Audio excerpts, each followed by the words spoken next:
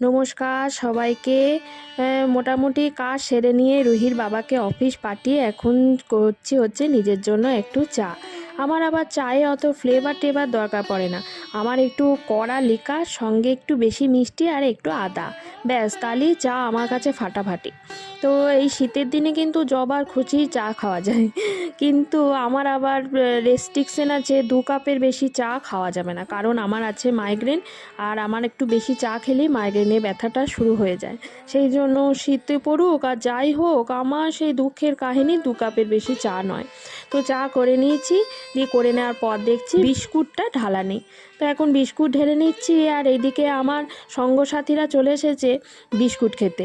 ওদের কিন্তু এই বিস্কুট ঢালার আওয়াজটা পেলেই ওরা চলে আসে, আর তারপর যদি বিস্কুট ওদের না দেওয়া হয় ওরা কিন্তু ভীষণ দুঃখ পেয়ে যায়।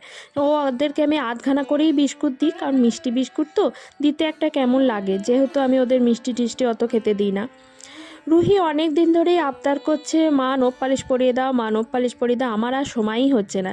তো আজকে দুপুরবেলা একটু সময় পেয়ে গেছি, তাই ভাবলাম রুহিকে নখ পালিশ পরিয়ে দিয়ে। তোমরা কেমন জানিও তো, আমার রুহি সোনার হাত আর পা দুটো নখ পালিশ পরে কেমন লাগছে।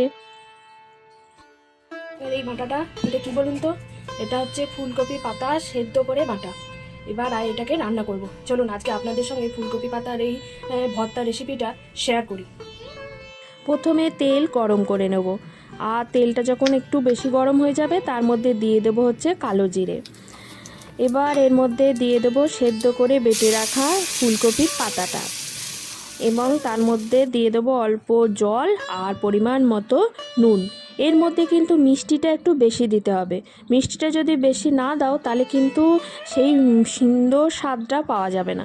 তো আমি মিষ্টি দিয়ে দিয়েছি, মানে চিনি দিয়ে দিয়েছি। এবার নেড়ে চেড়ে ঢাকনা দিয়ে হতে দেবো।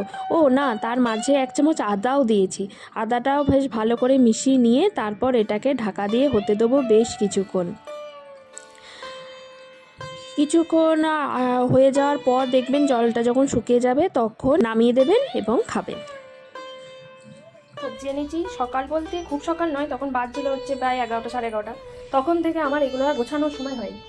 তো এখন এই ফ্রিজের এই ঝাঁকাটা বার করলাম, এখানেগুলো পুরনো সবজি ছিল সে কটা সব বার করে দিয়েছি। যে কটা ভালো আছে নিয়ে নেবো, তারপর বাকিগুলো ফেলে দেবো। তারপর এর মধ্যে একটা কাগজ পেতে এখন এই নতুন সবজিগুলো সকালে যেগুলো এনেছি সেইগুলো এখন ঢোকাবো। শীতকালে কিন্তু অনেক রং বেরঙের সবজি পাওয়া যায়, এটা কিন্তু দারুণ ভালো লাগে। আর সেই সবজি এখন পুরোটা পাহারা দিচ্ছে, এই ব্যাপার। ফ্রিজের এই ঝাঁকাটা ভালো করে ধুয়ে পরিষ্কার করলাম আজকে। তারপর সবজিগুলো এর মধ্যে সাজিয়ে নিচ্ছি। ভিডিওটা আজকে আর বড় করলাম না, আজকের ভিডিও এইটুকুই। খুব ভালো থাকবেন, নমস্কার।